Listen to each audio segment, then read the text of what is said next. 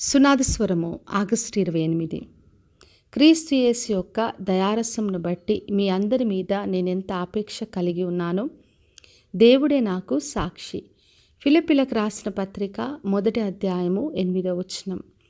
పరిశుద్ధుడైన పౌలు ఫిలిప్పీ సంఘంకి ఈ మాటలు రాస్తున్నాడు.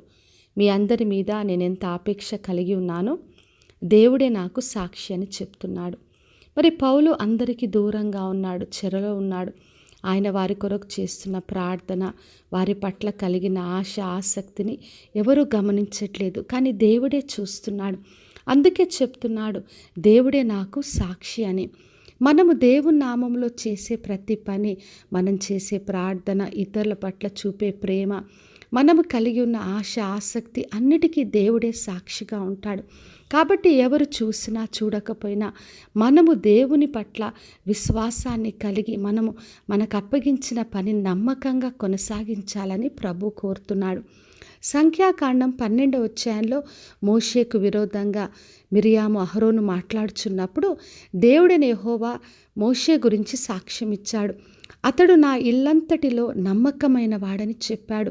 విరోధంగా మాట్లాడొద్దన్నాడు. మరి అందరూ ఆయనకు విరోధంగా ఉన్నప్పుడు దేవుడు ఆయన పక్షంగా సాక్ష్యం ఇచ్చాడు. ఒకవేళ మనకు వ్యతిరేకంగా, విరోధంగా ఇతరులు మాట్లాడినప్పటికీ కూడా దేవుడు మన పక్షంగా వ్యాజ్యమాడతాడు.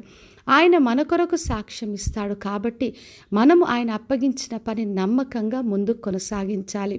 మరి మత్తయి సువార్త 3వ అధ్యాయం 17వ వచనంలో యేసు బాప్తిసం పొందిన తర్వాత, ఇదిగో ఈయన నా ప్రియ కుమారుడు, ఈయన యందు నేను ఆనందించుచున్నానని ఒక శబ్దం ఆకాశం నుండి వచ్చింది. మరి తండ్రి యేసు గురించి సాక్ష్యం ఇస్తున్నాడు. ఈయన నా ప్రియ కుమారుడు, ఈయన యందు నేను ఆనందిస్తున్నానని చెప్పాడు. మరి దేవుడే ఆయన కొరకు సాక్షిగా ఉన్నాడు.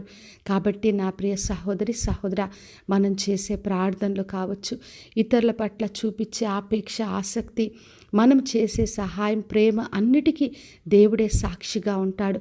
కాబట్టి ఎవరు గమనించినా గమనించకపోయినా పౌలు వలె మనము కూడా విశ్వాసంతో దేవుడే నాకు సాక్షిగా ఉన్నాడని, మనకు దేవుడు అప్పగించిన పనిని నమ్మకంగా ముందుకు కొనసాగించి ఆయన నుండి ప్రతిఫలం పొందుకుందాం. ప్రార్థన చేసుకుందాం. పరలోకమందున్న మా తండ్రి, మా దేవా, ఇరుదిచ్చిన వాగ్దానం కొరకే వందనాలు. ప్రతి ఒక్కరిని దీవించి ఆశీర్వదించండి ప్రభువా. ఎవరెవరు మీ నామంలో ప్రార్థన చేస్తున్నారో, ఇతరుల పట్ల ఆసక్తి కలిగిండి ప్రేమను చూపిస్తున్నారు ప్రభువా, వారు చేస్తున్న ప్రతి పనికి మీరు సాక్షిగా ఉండి అందరికీ ప్రతిఫలము దయచేయమని యేసు నామములో అడిగి వేడుకొంచున్నాను తండ్రి, ఆమెన్. ఈ శుభవచనము వినుచున్న ప్రతి ఒక్కరి జీవితంలో నెరవేర్చబడునుగాక. నేను మీ ప్రియ సహోదరి మంజులాచరణ్.